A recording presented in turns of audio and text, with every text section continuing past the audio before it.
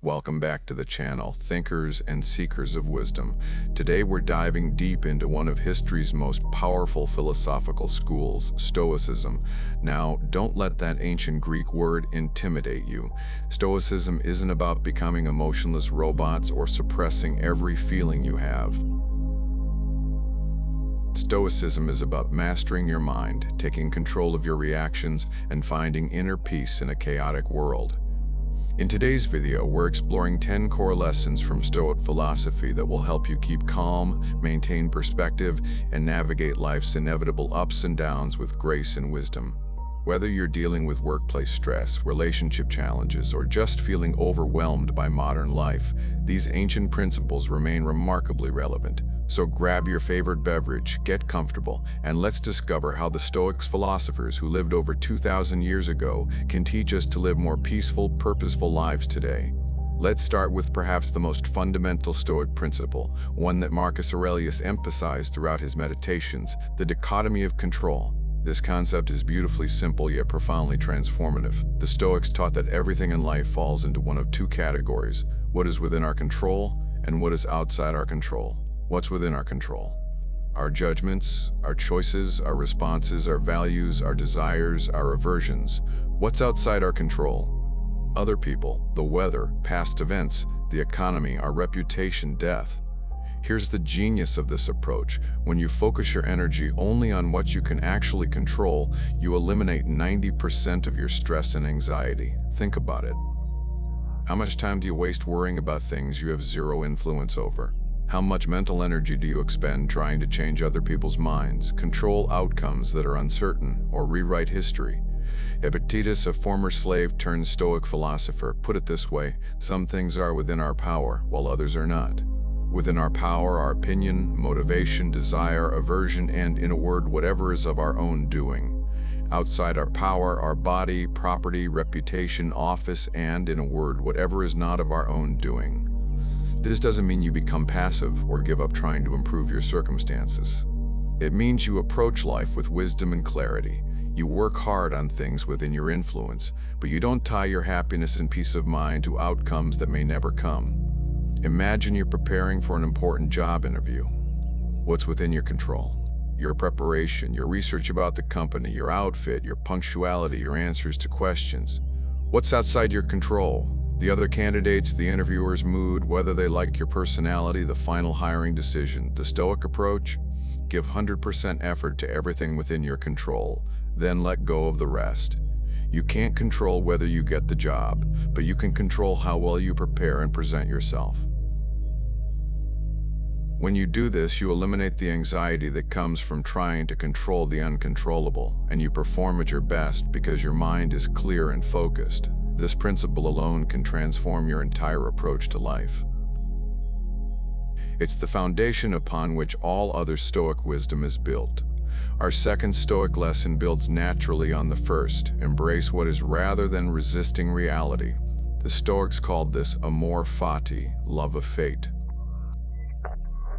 It's the idea that we should embrace everything that happens to us, not just the pleasant experiences. Marcus Aurelius wrote, "Receive without pride, let go without attachment." This means accepting both good fortune and bad fortune with equanimity. When you resist reality, when you fight against what's happening, you create unnecessary suffering for yourself. Think about the last time you got stuck in traffic. What was your immediate reaction? Probably frustration, anger, stress. But what if you accepted that traffic jam is simply part of your experience in that moment? What if you use that time to listen to a podcast, practice deep breathing, or simply observe your surroundings? The Stoics understood that resistance to reality is the source of much human suffering. When we wish things were different, when we fight against circumstances beyond our control, we create a second layer of suffering, the suffering of resistance, on top of whatever natural discomfort the situation might bring. Seneca, the Roman statesman and Stoic philosopher, said, "We suffer more often in imagination than in reality." Most of our anxiety and distress comes from our resistance to what is, our constant mental chatter about how things should be different. Let's say you receive critical feedback at work. Your natural reaction might be to get defensive, to argue, to explain why the criticism is unfair.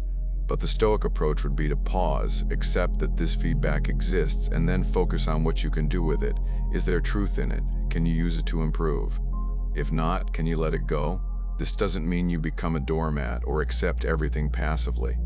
It means you respond to life with wisdom rather than reactivity.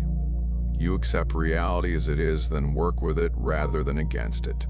The famous Stoic exercise of premeditatio malorum, the premeditation of evils, involves regularly imagining worst-case scenarios. Not to make yourself anxious, but to prepare yourself mentally for whatever life might throw at you. When you've already imagined losing your job, facing financial hardship, or dealing with illness, you're less likely to be devastated when challenges arise because you've already accepted that they're possible. This acceptance isn't defeatism, it's liberation. When you stop fighting reality, you free up enormous mental energy to focus on constructive action and meaningful responses. Our third Stoic lesson might seem counterintuitive at first: view obstacles as opportunities for growth. This is perhaps nowhere better illustrated than in Marcus Aurelius's famous quote, "The impediment to action advances action. What stands in the way becomes the way." The Stoics saw challenges not as roadblocks, but as training grounds. They believed that difficulties were necessary for developing virtue, strength, and wisdom. Just as physical exercise strengthens the body through resistance, mental and emotional challenges strengthen the character. Consider how athletes approach obstacles. A weightlifter doesn't curse the heavy barbell. They embrace it as the tool that will make them stronger. A runner doesn't resent the hill, they see it as the path to improved endurance. The Stoics applied this same logic to life's challenges. When you lose your job, instead of immediately panicking, you can ask, what can I learn from this experience? What new opportunities might this open up? How can I grow stronger through this challenge? When you face criticism, instead of getting defensive, you can ask, is there truth in this feedback? How can I use it to become better? When you encounter setbacks, instead of giving up, you can ask, what can I learn from this failure? How can I approach this differently next time? Let's look at a historical example. When Marcus Aurelius became emperor, he faced constant military conflicts, political intrigue, and personal tragedy. He could have been overwhelmed by these challenges. Instead, he used them as opportunities to practice his Stoic principles, to develop his character, and to serve his people with wisdom and virtue. In his meditations, he writes, "Today I escaped from anxiety." Or no, I discarded it because it was within me and my own perceptions, not outside. He understood that obstacles only have power over us when we give them that power through our reactions. The Stoics also practiced the exercise of memento mori, remember that you must die. This wasn't meant to be morbid, but to put life's challenges in perspective. When you remember that life is finite and precious, petty annoyances lose their power to upset you. When you remember that death is inevitable, you're more likely to focus on what truly matters. This perspective transforms how you approach difficulties. Instead of asking, why is this happening to me? You ask, what can I learn from this? Instead of seeing obstacles as enemies, you see them as teachers. Our fourth Stoic lesson brings us to mindfulness and present moment awareness. While mindfulness is often associated with Eastern philosophies, the Stoics were practicing it over 2,000 years ago. Marcus Aurelius wrote, "Confine yourself to the present." The Stoics understood that much of human suffering comes from dwelling on the past or worrying about the future. They recognized that the only moment we actually live in is the present one. Think about it. When are you not in the present moment? You're either thinking about what happened yesterday, what might happen tomorrow, or what you wish were happening right now. But the reality is that you can only act in this moment. You can only make decisions now. You can only experience life as it unfolds in the present. The Stoics practiced what we might call mindful attention, the discipline of bringing their full awareness to whatever they were doing. Whether eating, walking, working, or conversing, they aimed to be fully present to the experience. Try this simple exercise for the next 5 minutes. Whatever you're doing, do it with complete attention. If you're washing dishes, feel the warmth of the water. Notice the soap bubbles. Observe the transformation of dirty dishes to clean ones. If you're walking, feel your feet touching the ground. Notice your breathing. Observe your surroundings. This practice has profound effects. When you're fully present, you can't simultaneously worry about the future or ruminate about the past. Your mind becomes calm and clear. You experience greater satisfaction in simple activities. You develop a deeper appreciation for life's ordinary moments. Seneca wrote, "It is not the man who has too little, but the man who craves more, who is poor." When you're fully present, you're more likely to appreciate what you have rather than constantly wanting more or different things. The Stoics also emphasize the importance of observing your own thoughts and emotions without getting swept away by them.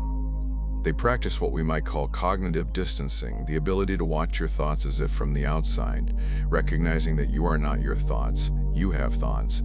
This creates space between stimulus and response, allowing you to choose how you react rather than being controlled by automatic reactions. Our fifth Stoic lesson focuses on cultivating inner strength and resilience.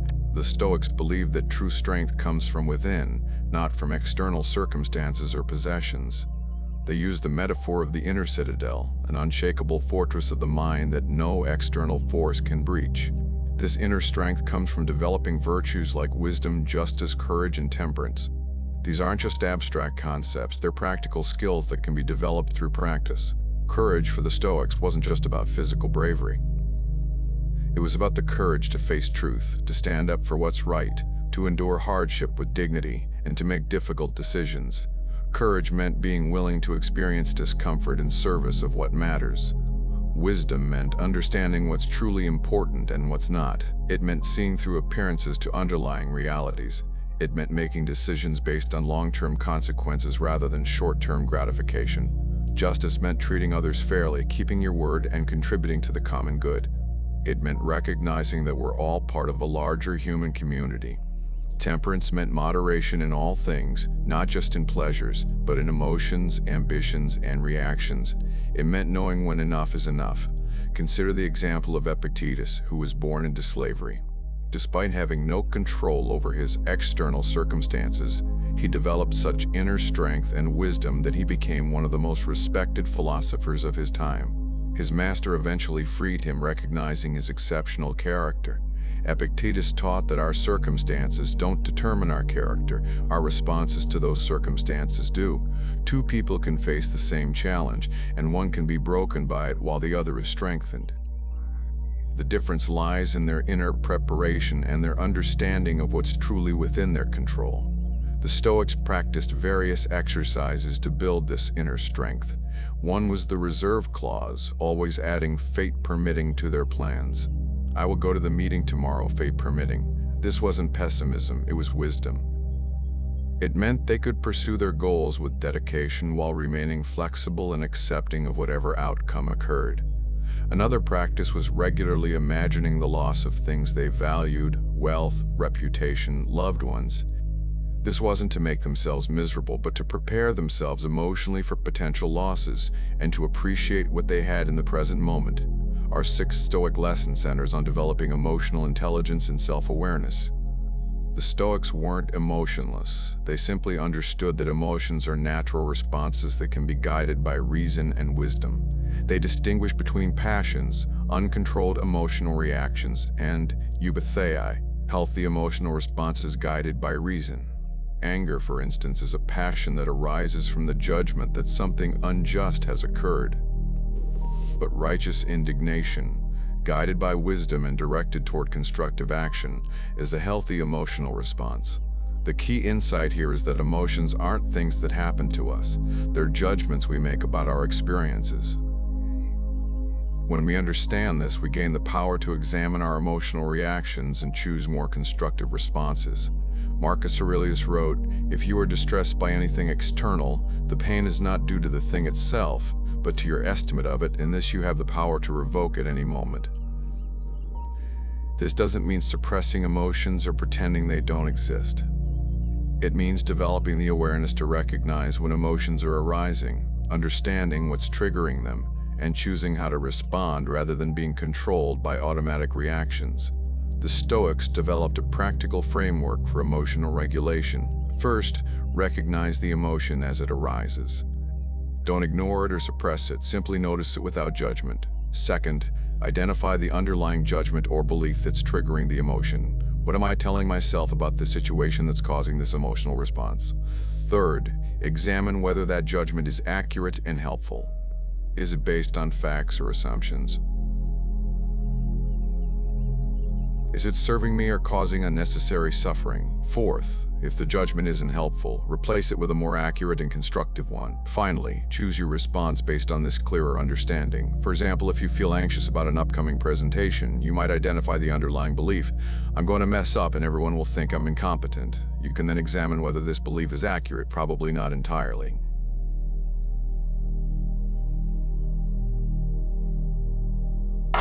You can replace it with a more balanced perspective. I'm prepared, I have valuable insights to share, and even if I make mistakes, I can learn from them. This process takes practice, but it's incredibly powerful for developing emotional mastery and inner peace. Our 7th Stoic lesson emphasizes focusing on your own character and virtue rather than external validation or material success. The Stoics believed that virtue, excellence of character, was the only true good, and that everything else was indifferent. This doesn't mean that health, wealth, and reputation are bad. They're simply not the source of true happiness or fulfillment. The Stoics called these preferred indifference, things that are naturally preferred but don't determine your worth or well-being.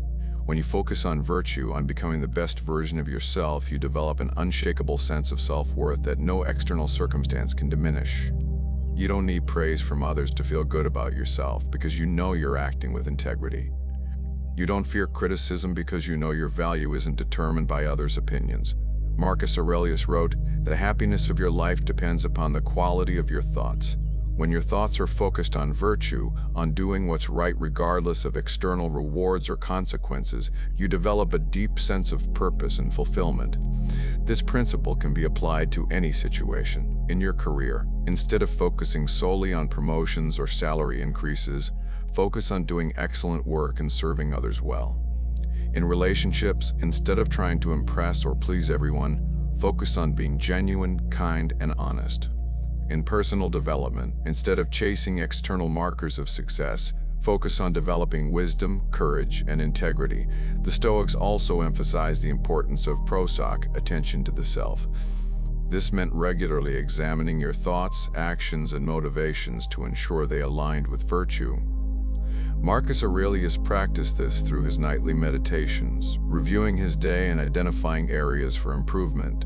He would ask himself questions like, where did I fail to act with wisdom today? Where did I let my emotions control my actions? How can I do better tomorrow? This kind of self-reflection isn't self-criticism, it's self-improvement. It's the ongoing practice of becoming more of who you want to be, regardless of external circumstances. Our 8th Stoic lesson might surprise you. Practice gratitude and appreciation. While Stoicism is often associated with seriousness and discipline, the Stoics were actually deeply appreciative of life's gifts. They practiced what we might call negative visualization, regularly imagining the absence of things they valued. This wasn't to make themselves anxious, but to increase their appreciation for what they had. When you imagine losing something, you naturally value it more while you have it. Marcus Aurelius wrote, "Receive without conceit, let go without attachment." This means appreciating what comes into your life without becoming overly attached to it and accepting its eventual passing with grace. The Stoics understood that much of human dissatisfaction comes from taking things for granted. We get used to good health, loving relationships, comfortable living conditions, and countless other blessings, and we stop noticing them. We start focusing on what we lack rather than what we have. A simple daily practice can transform your relationship with life. Each morning or evening, take a few minutes to reflect on things you're grateful for. Not just the big things like family and health, but small things like a warm cup of coffee, a beautiful sunset, or a kind word from a stranger. The Stoics also practiced memento viver, remember that you must live. Just as memento mori reminds us of death, memento viver reminds us to appreciate life while we have it. Seneca wrote, "It is not the man who has too little, but the man who craves more who is poor." When you cultivate appreciation for what you have, you become wealthy in the deepest sense, regardless of your material circumstances. This gratitude isn't passive acceptance of injustice or suffering. It's an active recognition of life's gifts that energizes you to make the most of your opportunities and to contribute positively to the world around you. Our ninth Stoic lesson emphasizes service to others and contribution to the common good. The Stoics believed that humans are naturally social beings, designed to live in community and contribute to the welfare of others. Marcus Aurelius wrote, "What injures the hive injures the bee." This metaphor captures the Stoic understanding that individual well-being is inseparable from community well-being. When we harm others or neglect our responsibilities to the community, we ultimately harm ourselves. The Stoics saw service to others not as a burden or obligation, but as an opportunity to practice virtue and find meaning. They believe that our purpose in life is to contribute positively to the world around us, using whatever talents and resources we have been given. This doesn't mean neglecting your own needs or becoming a martyr. It means recognizing that your fulfillment comes not just from personal achievement, but from making a positive difference in the lives of others. Consider how this principle can be applied in daily life. In your workplace, you can focus on how your work serves customers, colleagues, or the broader community. In your family, you can look for opportunities to support and uplift your loved ones. In your community, you can volunteer, mentor, or simply treat others with kindness and respect. The Stoics also emphasized the importance of justice in relationships. This meant keeping your word, treating others fairly, and considering the impact of your actions on those around you. They understood that trust and cooperation are essential for human flourishing. Seneca wrote, "No one can live happily who has regard to himself alone and transforms everything into a question of his own utility." True fulfillment comes from transcending narrow self-interest and connecting with something larger than ourselves. This service to others isn't about seeking recognition or praise. It's about recognizing our interconnectedness and acting in ways that promote the well-being of all. When we do this, we find that serving others actually enriches our own lives in ways that pursuing personal gain never could. Our final Stoic lesson brings us to accepting the natural order and cycles of life. The Stoics were deeply influenced by their understanding of nature and the cosmos. They believed that everything in the universe operates according to natural laws, and that human flourishing comes from aligning ourselves with these natural patterns. This includes accepting the natural cycles of life, birth and death, growth and decay, success and failure, joy and sorrow. These aren't aberrations or mistakes, they're the natural rhythm of existence. Marcus Aurelius wrote, "Everything is ephemeral, both that which remembers and that which is remembered." This perspective isn't meant to depress us, but to help us appreciate the preciousness of each moment and accept the impermanence of all things. The Stoics understood that resistance to natural cycles creates unnecessary suffering. When we fight against aging, we miss the wisdom that comes with experience. When we resist change, we miss opportunities for growth. When we fear death, we miss the urgency that makes life meaningful. The Stoics practiced what we might call cosmic perspective, regularly stepping back to see our lives in the context of the vast universe and the long sweep of time. Marcus Aurelius wrote, "Look down from above on the countless herds of men and their countless solemnities, and the infinitely varied voyagings in storms and calms." This perspective helps us keep our problems in proportion. The things that seem so important in the moment, a bad day at work, a disagreement with a friend, a minor setback, become much less significant when viewed from the perspective of eternity. But this cosmic perspective isn't meant to make us feel small or insignificant. It's meant to help us recognize our connection to something larger and more enduring than our individual concerns. We're part of an ongoing story that extends far beyond our brief moment in time. The Stoics also emphasized the importance of living according to nature, not just human nature, but the nature of the universe itself. This meant acting with wisdom, justice, courage, and temperance, virtues they believed were in harmony with the rational structure of the cosmos. As we come to the end of our exploration of these 10 Stoic lessons, let's reflect on how we can integrate this wisdom into our daily lives. The beauty of Stoicism is that it's not just a philosophy to study, it's a way of life to practice. These aren't abstract concepts meant to be discussed in academic settings. They're practical tools for living with greater peace, purpose, and fulfillment. Start small. Choose one of these principles, perhaps distinguishing between what you can and cannot control, and practice it for a week. Notice how it changes your experience of stress and challenge.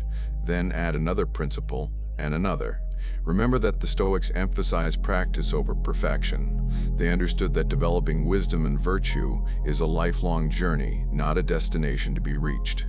Every moment offers an opportunity to practice these principles, to make choices aligned with your values, and to grow in character.